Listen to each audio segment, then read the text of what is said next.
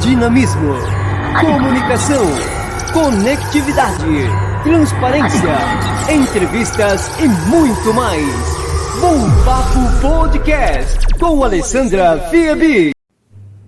Oiê, mais uma entrevista e mais um convidado. Ele é missionário, casado, tem uma filha, teve um super pai, uma super mãe, né? Psicanalista também, estudou na parte do TCC, né? Essa parte do TCC que precisa dessa terapia, né, comportamental.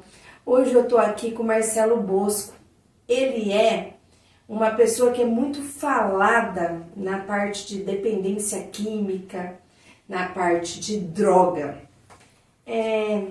Essa parte do Marcelo Bosco que muita gente conhece, né, Marcelo? Sim.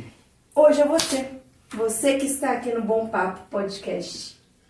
Obrigado pelo convite, Alessandra. Obrigado a todos que assistem o Bom Papo.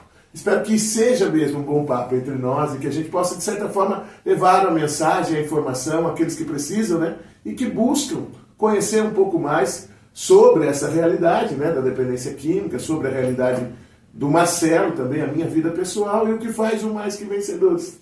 Isso mesmo, hoje a gente vai saber um pouquinho quem é o Marcelo, né? A gente sabe assim, Marcelo, às vezes através de uma entrevista, através de um ralé, um grupo de oração, mas hoje a gente vai saber um pouquinho dele.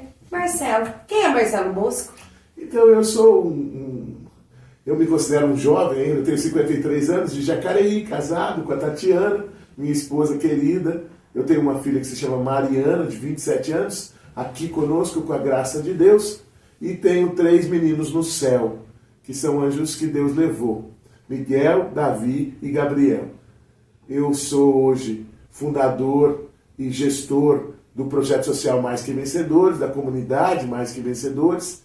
E eu sou terapeuta, então a gente está aqui no nosso consultório. Né? Sim.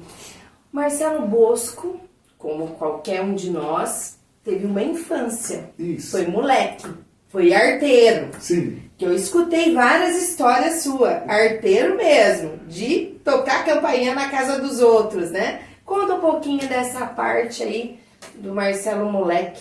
Minha infância bagunceiro. Foi muito gostosa, eu sou de Jacareí, então eu cresci num tempo diferente desse atual, né? Então eu cresci menino de rua mesmo. Então eu só saía da rua para tomar banho e comer. Eu ficava o dia inteiro na rua. Escola e brincando na rua. Jogando futebol, acertando a bola na vidraça dos outros, correndo de vizinhos. Então, a minha alegria, entrando nos quintais para roubar frutas. Né? Então, a minha infância foi uma infância muito alegre. Eu sou de um tempo em que nós brincávamos toda a vizinhança de pega-pega, esconde-esconde, polícia e ladrão. Brincávamos de futebol nas ruas. Né, onde nós fazemos festa junina. Brincava com taco. Isso, com todos os vizinhos. Então, era um tempo diferente desse, onde o ambiente da rua, ele era um ambiente coletivo e um ambiente saudável. Né? Era um ambiente que não era tão perigoso como hoje, né? Isso mesmo. A época das nossas mães, das nossas avós contarem causos, né? Era gostoso, né? Eu morava na rua da minha avó, do lado da casa da minha avó, e a minha avó e o meu avô eram pessoas muito queridas, muito comunicativos. Então eles atraíam muitas pessoas. Então sempre tinha gente, todos os dias minha avó tinha gente para tomar café à tarde, porque vinham visitantes, eles são naturais de Santa Branca e mudaram para Jacareí logo que meu pai nasceu. Então, as pessoas de Santa Branca vinham para Jacareí para ir ao médico, para buscar trabalho, para estudar e tomavam café na minha avó. Então, todo dia era dia de visita. Era gostoso, muito, né? Gostoso Ou demais. época gostosa, né? E a infância? A infância não, a adolescência já foi mais conturbada, né? Que você se envolveu na parte de esporte, né? Que gostava bastante nessa parte de esporte. Muito mesmo. E nessa época você se envolveu com as drogas. Conta um pouquinho pra gente sobre isso. Eu sempre gostei muito de atividades esportivas, né? Então, eu fui atleta durante muitos anos. Eu joguei vôlei, futebol, basquete, fiz atletismo, competia nos jogos regionais, fui convocado para times e seleções, joguei por outras cidades, e isso me gerou uma qualidade de vida e uma saúde muito forte. Então eu era uma pessoa muito resistente. Mas logo cedo nós tivemos na minha família algumas dificuldades financeiras. Meu pai sempre trabalhou muitos anos numa mesma empresa, mas em alguns momentos o país esteve em crise. E eu estudava em escola particular, tive que mudar para uma escola do estado. E ali eu, chegando de fora naquele grupo de crianças, pré-adolescentes ainda, por volta de 11 anos, eu sofria bullying, né? Antigamente a gente não falava isso, né? Não conseguia nem identificar o que era. Então eu fui um pouco rejeitado pelo grupo. E para me inserir, para me adaptar, eu acabei me envolvendo e me deixando levar por sugestões do próprio grupo, de pessoas ali da escola, né? E havia também acontecido comigo uma realidade ainda muito pequena, em que eu havia vivido num ambiente, numa viagem com meus pais, eu havia vivido uma tentativa de abuso, né? Então eu havia sofrido essa tentativa de abuso. Também por uma outra criança, um pouco mais velha do que eu, que não sabia nem o que fazia, mas aquilo trouxe uma dor muito grande dentro do meu coração. E por isso talvez hoje eu trabalhe ajudando outras pessoas que sofrem, né? E sem saber lidar com essa realidade e sem conseguir pôr para fora, expor, contar para minha mãe, contar para o meu pai o que havia acontecido, logo eu enveredei pelas drogas e também com uma certa violência. Então eu queria descontar nos outros aquilo que fizeram comigo. Na verdade, você começou com 12 anos de idade a experimentar uma vida, né, no meio das drogas. E depois disso veio bebidas, veio outras coisas, né, em questão, e você foi se perdendo. Eu ainda demorou um pouco para que na adolescência eu me perdesse, porque a resistência física me mantinha muito saudável. Então eu continuava jogando, até que eu fui chamado para jogar nos grandes clubes de futebol do país, fora da minha cidade. E os diretores desses clubes vinham à minha casa, e aí o medo já do exame antidoping, de ser revelado a minha problemática, né? Fazer com que se eu fosse, logo eu voltava, falava que não gostei, ou então eu não ia. E aí, quando eu fiz 18 anos já, iniciando a idade adulta, eu entrei numa grande empresa aqui da região, e o meu ser atleta favoreceu a minha entrada, porque antigamente as empresas também tinham equipes de esportes, né? Aqui tinham jogos industriais, jogos das indústrias, jogos regionais. Então as empresas contratavam algumas pessoas para que elas também desempenhassem como atletas. E eu fui um desses contratados. E aí eu fiquei alguns anos nessa empresa, mas o álcool, né, as baladas, as festas, as casas noturnas, elas me atraíam muito, né? Jovem, eu não conhecia Jesus Cristo, nós não tínhamos uma experiência dentro da nossa família de uma prática de fé. Sempre fomos católicos, mas de batizado, né? Católicos não praticantes, que a gente fala. E aí, com tudo isso, veio o agravar-se, né? A problemática mesmo do abuso de substâncias. Mas eu, por exemplo, minhas primeiras experimentações de cocaína se deram aí por volta dos 15 anos de idade, muito cedo. Muito cedo. E aí, como toda substância, ela vai exigindo que tenha maior quantidade, maior abuso, maior... Sempre quer mais. Viveu momentos dramáticos, internações, sufocos do pai e da mãe, né? Porque você sempre teve uma família muito presente. Sem dúvida, até Seu hoje. pai e sua mãe foram guerreiros. E eles estão aqui, olha que lindinho. Sim, belezinha. E a sua irmã? A irmã, ele dormia no quarto junto com a irmã, e essa irmã presenciou muitas coisas que você chegava drogado, chegava sujo, chegava falando coisas absurdas. E essa irmã dormia no mesmo quarto que você e vivenciou muitas dores junto com você, né? Sem dúvida. Minha irmã, judiação. eu tenho até que pedir perdão para ela sempre, porque minha irmã é um ser iluminado, minha irmã é uma pessoa maravilhosa hoje, tem 2 filhos lindos, é um marido maravilhoso, e graças a Deus nós temos um vínculo muito forte. Meu pai e minha mãe já faleceram, então hoje eu e a minha irmã, nós somos ainda mais unidos em função da partida do meu pai e da minha mãe. Meu pai partiu recentemente e sofreu muito, né, com tudo isso. Ela é mais nova, minha irmã é mais nova que eu, 7 anos, e então a dor de ver o irmão e não me ver só me degradando, porque aquilo que eu fazia comigo era doloroso, mas o que eu gerava no coração da minha mãe, no coração do meu pai e até no dela, também era pior ainda, né? Então, isso destruía toda a família. Então, nós tínhamos uma casa perturbada, né? Não era uma casa saudável, uma casa equilibrada, harmônica, feliz. Nós tínhamos, com o passar do tempo, no começo era, claro, mas com o passar do tempo, nós tínhamos muitas discussões, muitas brigas, e as discussões eram porque meu pai e minha mãe queriam que eu mudasse de vida, né? Era só isso. Então, é lindo que depois que eu conheci Jesus e fui liberto das drogas, nunca mais a gente brigou, né? E eu percebi o quanto eu era amigo do meu pai, o quanto meu pai era importante, ele sempre lutou para que eu saísse, né? E conseguiu me tirar das drogas, né? Então eu falo sempre para pais, não desistam dos seus filhos, né? Não desistam dos seus filhos, porque Deus é capaz de fazer milagres extraordinários. E se nós nos aproximarmos, Ele está sempre de mão estendida para nos socorrer. Até que um dia, Marcelo foi numa festa, como sempre, usou bastante drogas, tal. Sempre a mesma coisa, sempre as mesmas consequências. Ele começou a passar mal. E ele começou a passar mal, mas ele não queria passar mal na frente dos amigos dele. Ele foi lá para fora. E de repente quem apareceu? A filha dele. E daí ele pensou, mas o que você está fazendo aqui?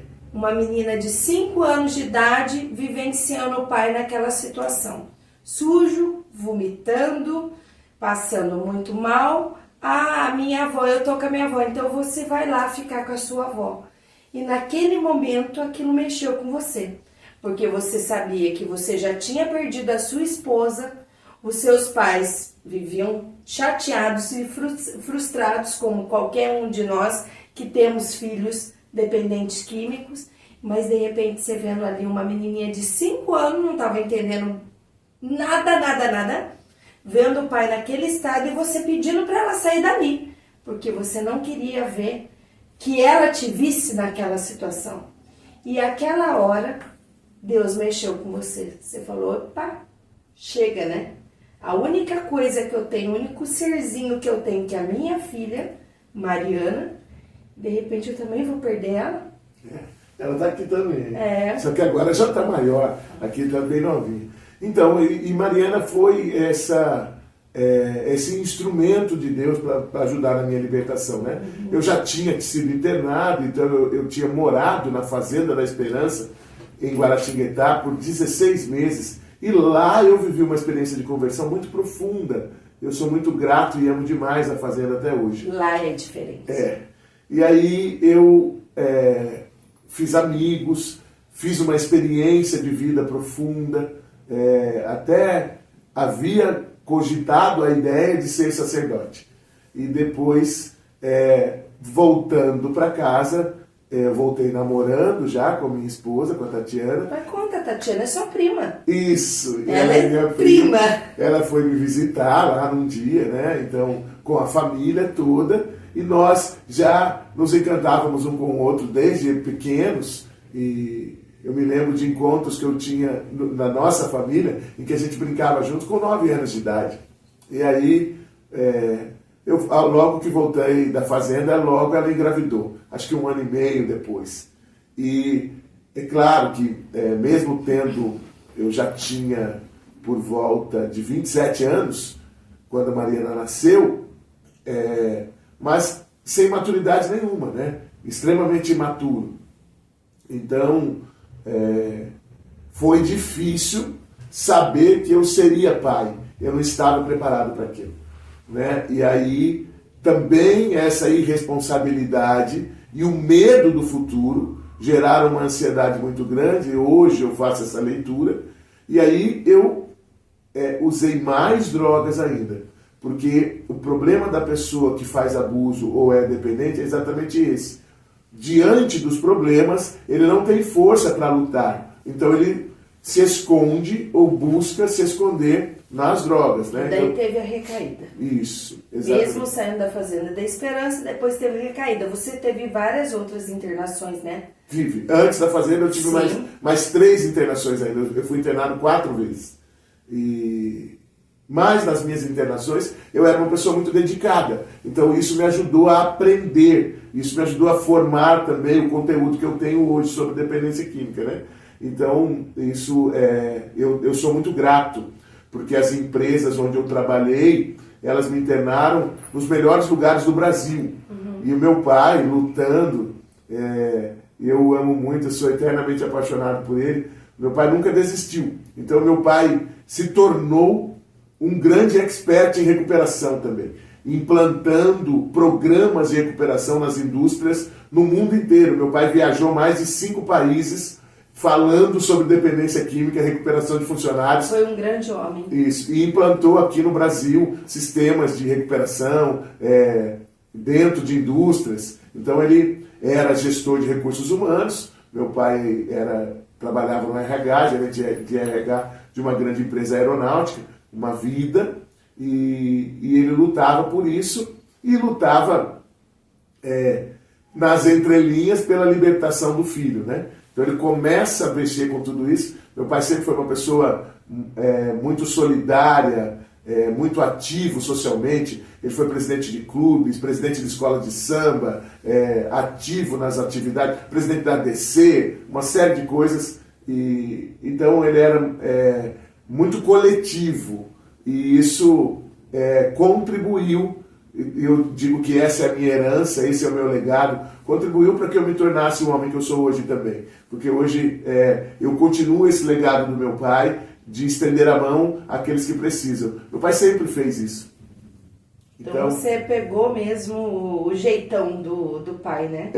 Ele era diferente de mim, eu acho que eu sou mais, em termos de amor, assim, eu sou mais a minha mãe até. Porque ele trabalhou muito cedo em função das necessidades da família, então ele era mais durão, rígido, mas no final sempre muito amoroso também, muito carinhoso no final com a gente, e eu só tenho gratidão, porque a minha família, ela foi fundamental na sua recuperação. Isso, não só na minha educação, na sua transformação, mas também na minha transformação, exatamente. Sim. Isso. Foi fundamental. Né? Eu me recordo da minha mãe dizendo, como se fosse hoje, ela dizendo, ele foi capturado pelo Espírito Santo. Ela tem uma frase dela que ela dizia isso, né? Ela rezava todos os dias, porque ela era a única que rezava, né? Pedindo. Meu pai, talvez no íntimo dele, mas ele não expressava isso. E nós, eu e minha irmã, nós não tínhamos uma fé praticada. Então, a nossa vida era estudar, trabalhar, ter uma vida jovem, né? E aí, nós muito inseridos socialmente também, mas eu muito perdido no mundo das drogas. Sim, e o que você gosta de fazer? Hoje, o que eu gosto de fazer é ser instrumento nas mãos de Deus. Amém. Isso é uma coisa que eu gosto muito. Quando eu sou levado para algum lugar, hoje, como você disse, eu sou missionário, então eu viajo para muitas cidades, estados diferentes, até para fora do Brasil, então nós vamos pregar o Evangelho, anunciar, atender pessoas, participar de retiros. Então isso é algo que me move, né? Que não só me move, mas também me mantém. É algo que eu gosto muito, que gera uma alegria verdadeira. Né? Você tem medo? Eu hoje não. Acho que não. Eu tenho um medo, que eu não sei se é medo, é algo que a gente pode chamar de o temor de Deus. O meu medo é não estar com Deus e me deixar desviar de novo, porque eu já vivi, né? Eu brinco sempre no projeto, eu falo que quem experimentou o inferno dá muito mais valor para as coisas do céu. Então, eu sei o que eu vivi. né? Em alguns momentos da minha vida, por exemplo, eu fiquei escondido dentro de uma manilha de esgoto. E eu me lembro como se fosse hoje das fezes que passavam por debaixo de mim. Então eu sei onde eu estive. Né? A gente diz sempre que quem esquece o seu passado está condenado a repeti-lo. Então eu não posso esquecer de onde eu vim. Né? É claro que as minhas raízes familiares são extremamente positivas, mas onde a droga me levou foram ambientes extremamente negativos. Né? Eu me lembro de noites de festa, por exemplo, noite de Natal, eu passando numa biqueira horrível, toda escura, com alguém tentando me matar, colocando um revólver na minha cara. Na noite de Natal isso acontecendo, né? Então, ao invés de você estar com a sua família exatamente, comemorando, você perdeu muitas coisas. E minha família é extremamente unida. Nós tínhamos festas de Natais com 200 pessoas. E eu lá, enfiado nesses lugares e amedrontado, né, sofrendo, porque a dor do uso de drogas ela também é muito profunda. Né? O usuário de drogas, em algum momento, ele não sabe mais se usa por prazer ou por dor. Na verdade, eu acho que ele não sabe nem mais quem é ele, né?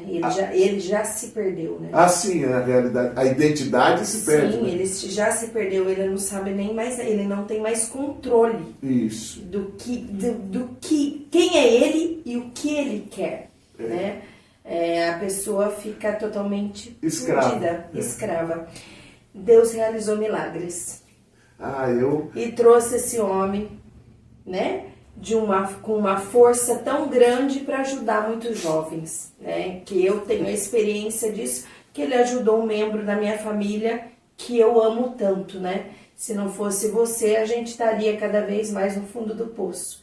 Então, é difícil uma mãe ter um filho no meio de no meio de drogas, um filho desempregado, um filho sem nada, né? E hoje você, Marcelo Bosco, é essa pessoa que Deus usa como instrumento através da comunicação, sendo um missionário de Deus, e você está salvando tantas vidas, né? É bom isso, né? Eu gosto demais, né? Na verdade, como você disse, a gente é só instrumento, né? E quem faz mesmo no coração das pessoas é Deus. Mas as pessoas precisam se sentir amadas, né? E às vezes, no mundo tão corrido que a gente vive hoje, a gente não para mais para olhar a necessidade do outro. Traz conosco o que acha que pode dar certo. Quando na verdade cada indivíduo é único e precisa ser olhado de maneira única. Né? Então, nós, através de um sonho, né, unido a Deus, a gente iniciou um dia um projeto, que é o Mais Que Vencedores, e esse projeto hoje vai fazer 12 anos, agora em agosto de 2024, e ele atende com a graça de Deus muita gente. E neste ano a gente se torna comunidade, então, ganha o certificado de utilidade pública da Prefeitura de São José dos Campos, é reconhecido como uma instituição que atende, orienta, apoia e trata pessoas nas mais variadas realidades, porque hoje nós não tratamos apenas dependentes, nós tratamos a família, tratamos ansiosos, depressivos, pessoas que tiveram transtornos mentais, tiveram abusos nos seus relacionamentos, né? Relacionamentos narcisistas, relacionamentos abusivos. Então nós apoiamos esse sem número de pessoas que se apresenta para nós, usa do nosso programa de recuperação e alcança a mudança de vida. Porque não é fácil para a família que acaba virando de uma forma ou outra codependente, né? Isso. Na verdade, não é o filho, o marido, a esposa que estão doentes. Na verdade, a família toda, né? Essa codependência é complicado. O pai e a mãe não conseguem parar a mente um minuto. Onde que está meu filho, né? E é complicado, Marcelo. Mas assim, o que a droga faz com a vida da pessoa, né? Eu digo que a droga é um instrumento do inimigo de Deus, né? Para destruir as famílias, né? Porque a família é o núcleo do Senhor, né? É numa família que Jesus nasceu. Então, foi numa família que Deus enviou o seu Filho. Então, este ambiente familiar é o ambiente mais protetor, mais saudável de aprendizado, maior fonte de amor. E a partir das drogas e outras realidades, né? Porque nem sempre as drogas são um problema principal.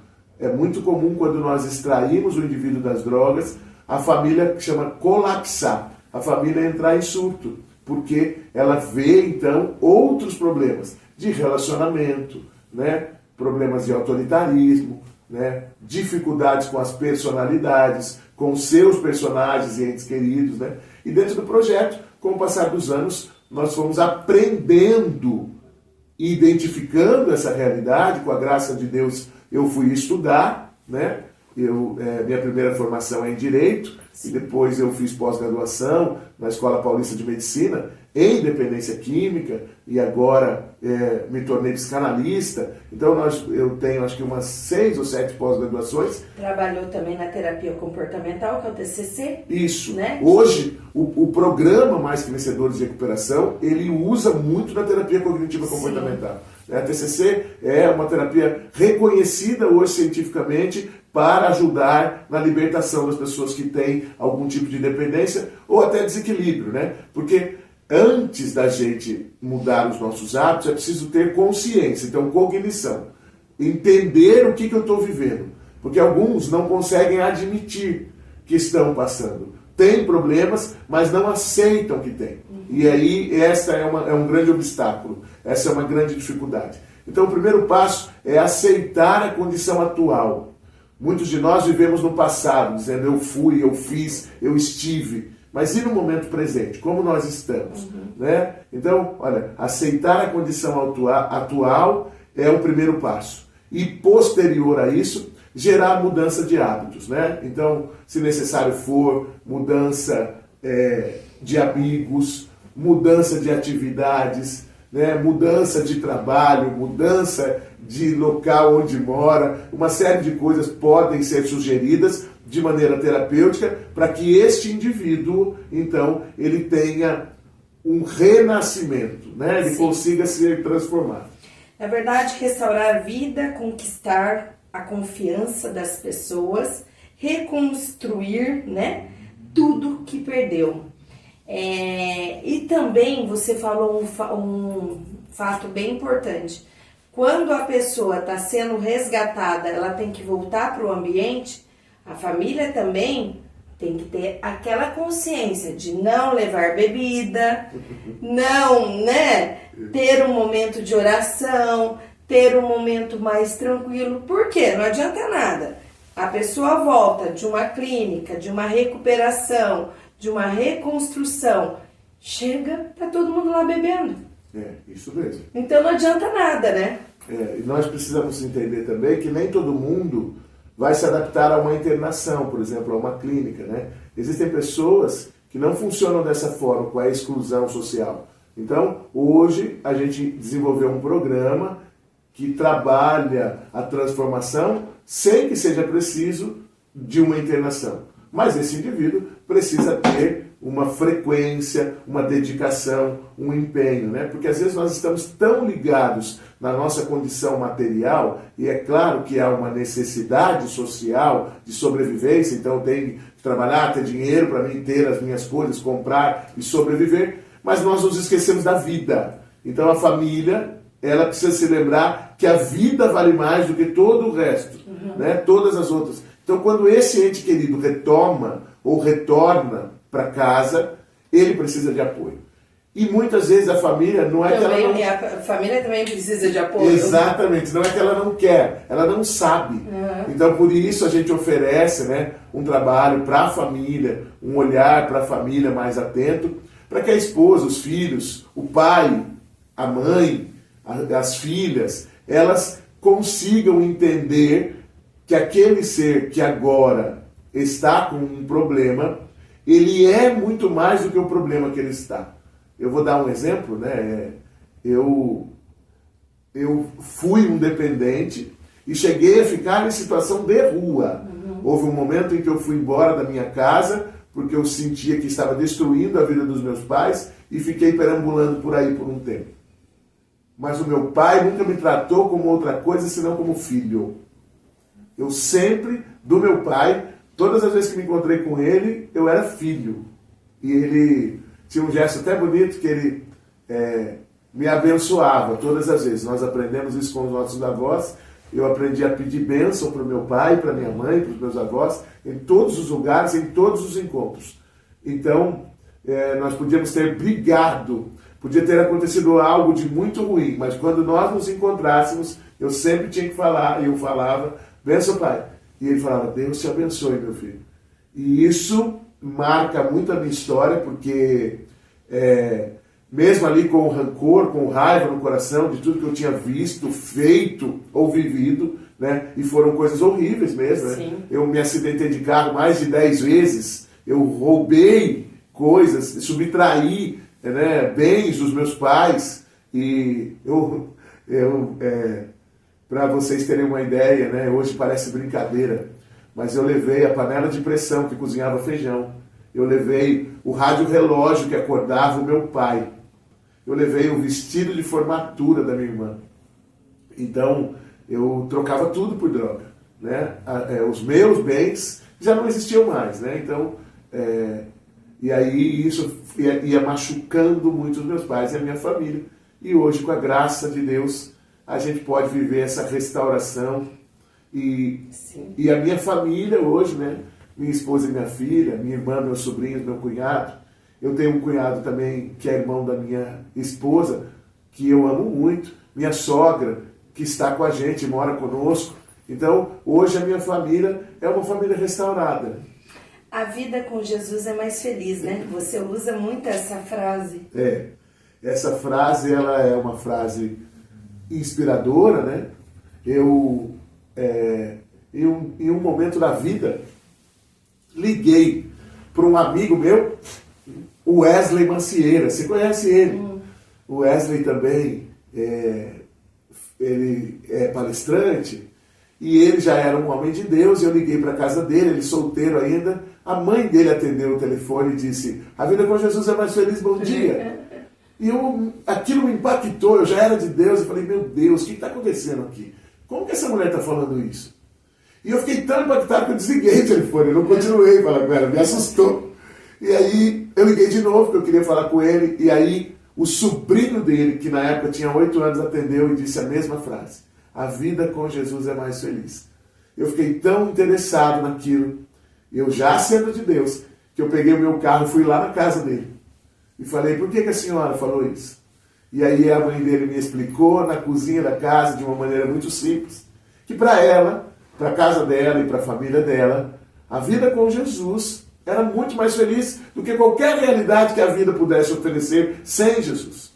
E eu entendendo aquilo, e nós já dando os primeiros passos no projeto Mais Que Vencedores, assumimos então, em 2012, a nossa primeira frase. Nós temos 7 frases, que nós chamamos de frases rema, que nos dão a direção para viver e nos ajudar no processo de transformação. Quais são as frases, Marcelo? A primeira é a vida com Jesus é muito mais feliz. Então a gente acrescentou muito. A palavra é mais feliz só. E nós, como somos influenciados por muitas coisas do mundo, queremos muitos prazeres do mundo, então nós colocamos que a vida com Jesus é muito mais feliz. Para nos recordarmos sempre que com Deus é sempre o melhor. Né? Sempre. Ainda que eu não perceba no momento atual.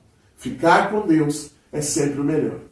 Logo em seguida nós percebemos que havia no nosso meio um sem número de pessoas com ansiedade.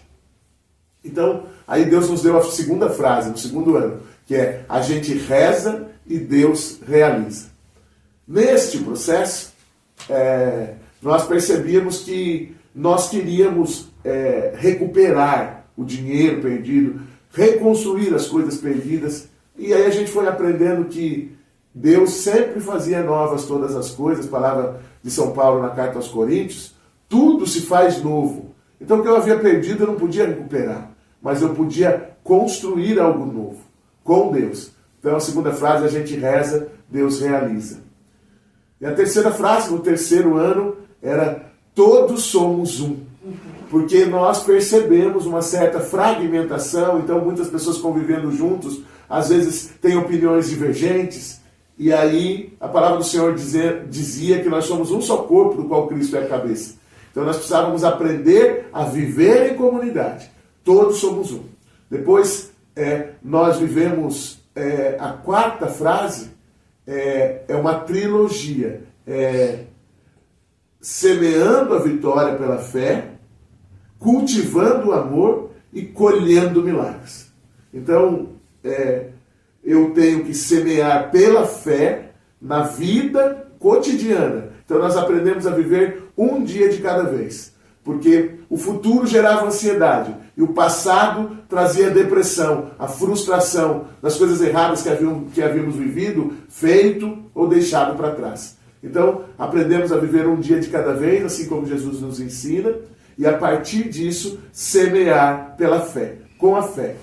Depois, cultivar o amor entre nós, nas nossas casas, com os nossos familiares, com os nossos amigos. Nós queremos sempre ser o amor. Né? O nosso símbolo do Mais Vencedores é um coração vermelho, que é o coração de Deus, com a mão de Cristo estendida à mão do homem que pede socorro.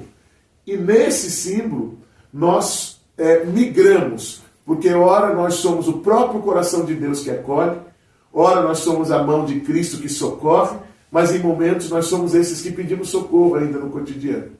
E aí, por último, a última frase da 7 é colhendo milagres.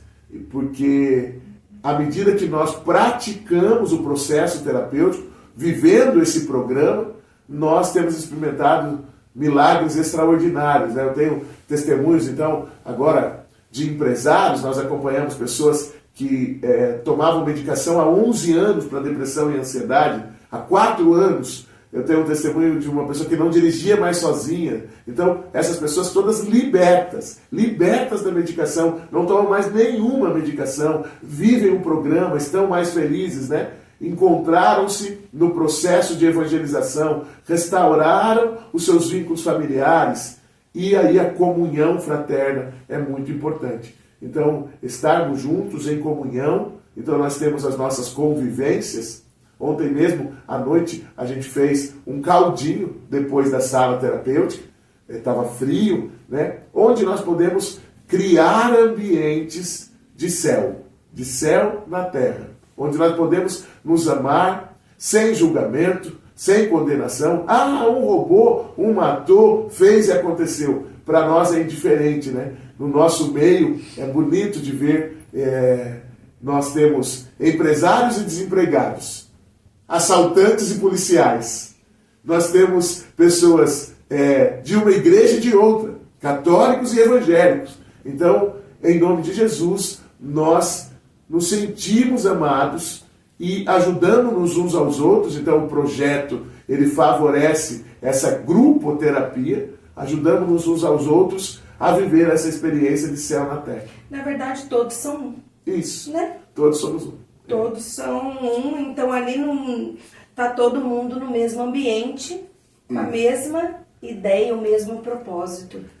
O que nos une, eu digo lá sempre, que o que nos une precisa sempre ser maior do que o que poderia nos dividir. Sim. Né? Porque é claro que cada um tem gostos diferentes, aprendizados diferentes, vivências diferentes, mas o que nos une é Cristo. Então tem que ser maior. Na verdade, gente, o grupo Mais Que Vencedores acontece toda sexta-feira na Matriz, não é sexta-feira? Isso, o grupo de oração sexta-feira na Sim, Matriz. toda sexta-feira na Matriz aqui em São José dos Campos. Mas ele também tem um outro projeto que é a sala terapêutica. Isso, E como que faz para as pessoas entrarem nessa sala terapêutica? Então, se de repente alguém que estiver ouvindo, nos acompanhando e falar, mas peraí, mas que sala terapêutica é essa? Isso. O que acontece lá? Exatamente.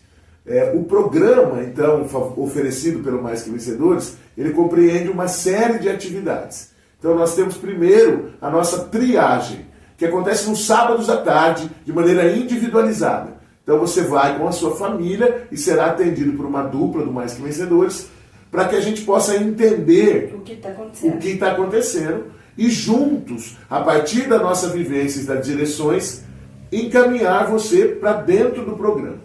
E aí, depois da triagem, é feito um primeiro plano de trabalho. Então, olha, você vai frequentar as salas de apoio, que são as nossas salas terapêuticas. Então, todas as segundas-feiras, das 8 às 10 da noite, no auditório do Centro Pastoral da Vila Maria, Ao lado da Igreja Nossa Senhora das Graças, nós temos lá as salas terapêutico-espirituais, que nós chamamos. É um nome que Deus nos deu, então é uma sala de tratamento, mas profundamente espiritual. E lá, então, nós trazemos, a partir da TCC, a consciência dos problemas. Então, olha, como a depressão age num organismo, como o indivíduo se comporta, quais são os sinais, sintomas, ansiedade, dependência, como uma mãe deve se comportar com um filho que está abusando de drogas, um pai, e assim sucessivamente.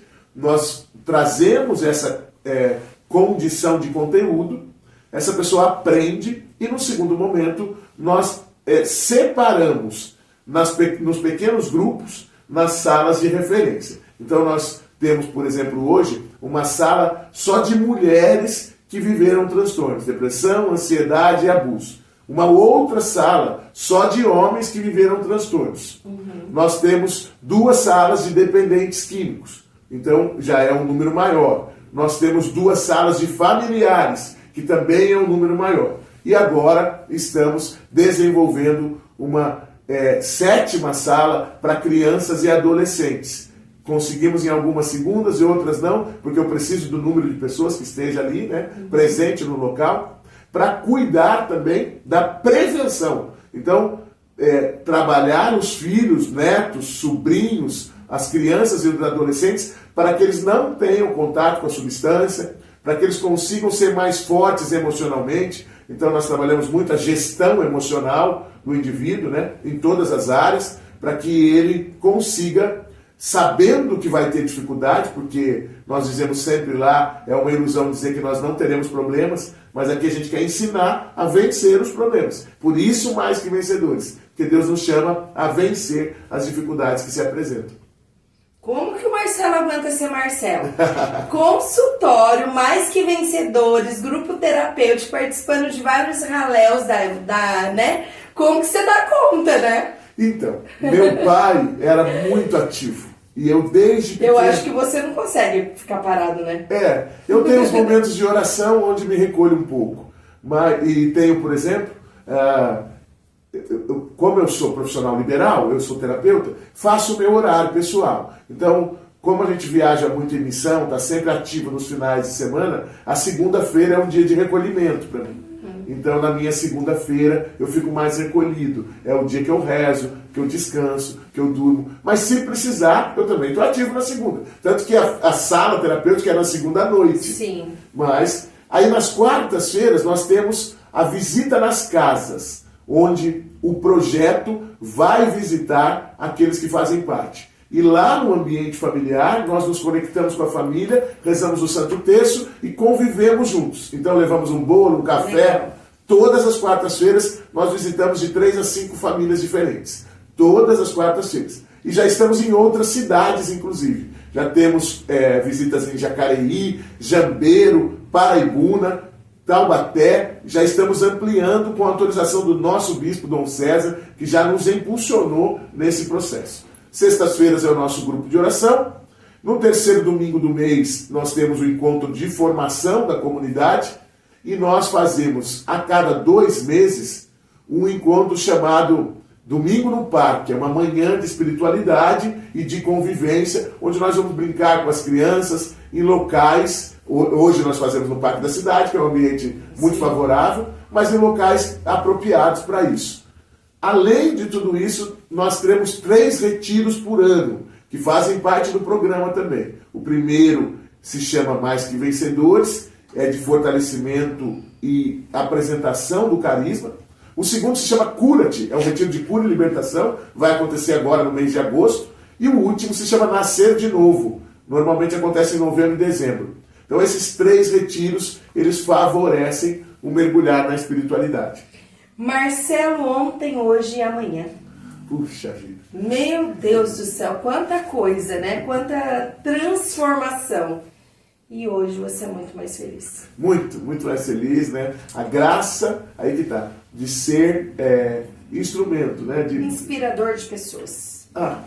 Você se sente um inspirador de pessoas? Eu acredito que sim. Eu me sinto muito mais inspirado do que inspirando. Você aprende muito. Sim, todos os dias. Porque essas famílias que chegam pedindo ajuda, né? Hoje mesmo nós teremos agenda cheia aqui no consultório, no período da tarde até a noite. Mas essas famílias que chegam pedindo ajuda, a primeira coisa que eles me mostram é que eu já estive nesse lugar e para lá não quero voltar. Né? Então isso me favorece também, dentro do meu processo de recuperação pessoal, a não querer voltar. Outra coisa importante é que às vezes a gente não percebe, o contrário, que pequenas coisas têm se tornado barreiras nos nossos relacionamentos afetivos. Então, tome cuidado, aqui uma grande dica, para um copo na pia, um canal de televisão, ou mesmo uma cama desarrumada, ou até uma toalha de banho, não serem motivos para uma grande discussão e uma separação entre você e seus filhos, você e seus pais, né? Às vezes nós nos comunicamos de maneira equivocada, de uma maneira agressiva e muito autoritária, né? Nós não somos pessoas iguais, mesmo vivendo nas mesmas casas. E temos que respeitar as diferenças uns dos outros, com amor, mas dando educação, né? Não deixando a Deus dará, né? Olha, que essa pessoa faça tudo o que ela quiser. Não, ela vai ser balizada. O programa vai sugerir e vai apoiar esse caminho. Mas essa pessoa precisa se deixar transformar.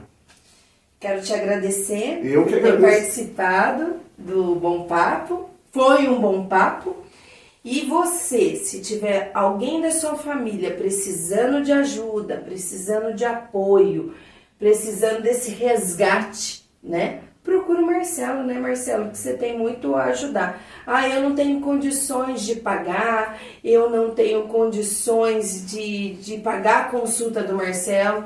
O Marcelo tem outras maneiras, não é o dinheiro agora primordial, né? Nós temos o tratamento todo gratuito, no Mais Que Vencedores, e nós temos outras formas, né? Temos contato agora mesmo, a gente faz parte do Conselho Municipal de Política sobre Drogas do município, e então a gente pode ajudar de alguma forma. E se você quer nos procurar, né, nós temos as nossas redes sociais. Então, no Instagram e no Facebook, você vai encontrar lá Marcelo Bosco, terapeuta, e Ministério Mais Que Vencedores. Em qualquer uma dessas duas redes, você se conecta comigo e com o grupo de pessoas que trabalhamos juntos, com a minha família Mais Que Vencedores, que qualquer um deles hoje está apto a estender a mão para quem precisa. Não deixe o seu ente querido cair lá no fundo do poço. Procure ajuda enquanto você pode, porque nós podemos, né? Tchau, gente. Até a próxima. Tchau, tchau. Deus abençoe.